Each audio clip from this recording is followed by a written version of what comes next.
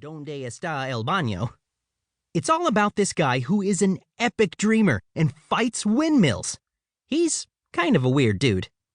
Anyway, we weren't too far from our house in San Jose, California, and I was reading The Marvels by Brian Selznick. Yep, I love books so much I can walk and read at the same time. Unless there is an open manhole. Or a curb. Curbs are tough. Anyway, have you read The Marvels?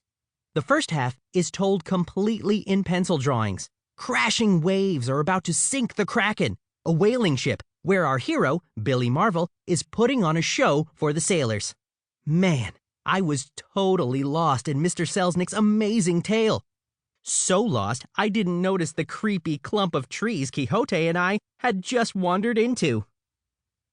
We kept walking deeper and deeper into the darkness, because I kept falling deeper and deeper into Brian Selznick's swirling tale of adventure. Hey, when I'm into a book, I crawl in all the way. On the illustrated pages, lightning flashed and thunder boomed. Billy was about to be swept overboard as the ship sank. I could hear the wooden beams of the Kraken creaking and groaning as the waves pounded its sides. Splinters and wood chips showered down all around me. Yeah, actual wood stuff falling from the sky was a little weird, even for a guy who totally lives in his imagination like me.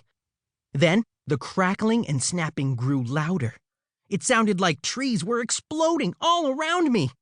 Seconds later, the splintering sounds were blasted away by the humongous rumbling thwomp and warble of unearthly engines. The darkness was replaced by a dusty shaft of bright white light. I finally looked up from my book. Quixote looked up too. Then he whimpered and tucked his tail between his legs. Because the two of us were standing right where the hovering alien spaceship wanted to land.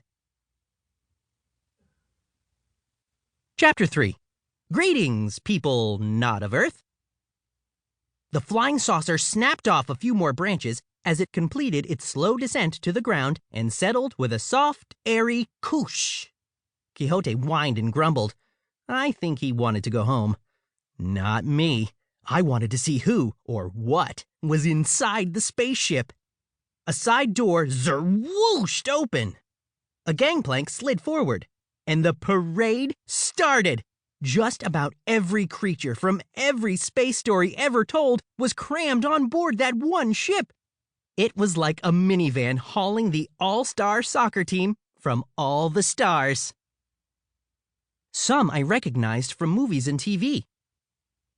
Others were from books, like Mrs. Whatsit from Madeleine L'Anglais's A Wrinkle in Time, and Hilo from The Boy Who Crashed to Earth by Judd Winnick.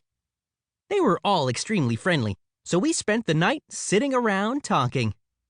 The space creatures all thought some of the things we Earthlings had were weird, like spray cheese in a can, and silly string in a can, and joke store springy snakes that jump out of cans.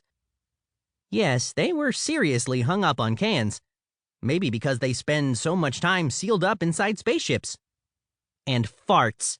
None of them understood farts.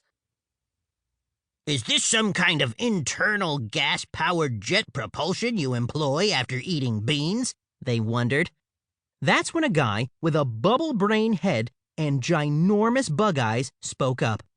I wasn't exactly sure what movie or book he came from. Probably one like The War of the Worlds by H.G. Wells, where the aliens aren't all that cute and cuddly. We have a very important message for the planet Earth, the alien said in a mechanical voice. He sounded like he ate computer chips for lunch every day. Extremely, enormously, urgently important. Yep, this was first contact. The very first official words humans had ever received from outer space. And I was going to be the human doing all the receiving. Roughly translated, what the big head basically said was, your planet is in really, really, really deep doo-doo. I can't repeat the actual words the spaceman used. Moms and teachers don't like that kind of language. If I used the actual words, they wouldn't let kids listen to this audiobook.